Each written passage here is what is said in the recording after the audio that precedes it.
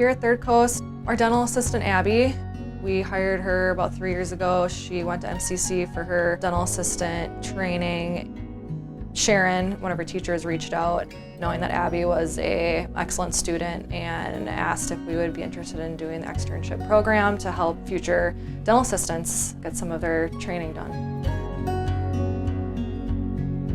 To have an extern in the practice, I think having that training in the office, and you had the background of having all the book work and the studying and the training with Sharon, but actually coming in and seeing the procedures and being chair side, that really I think sets you up for the best in dental assisting.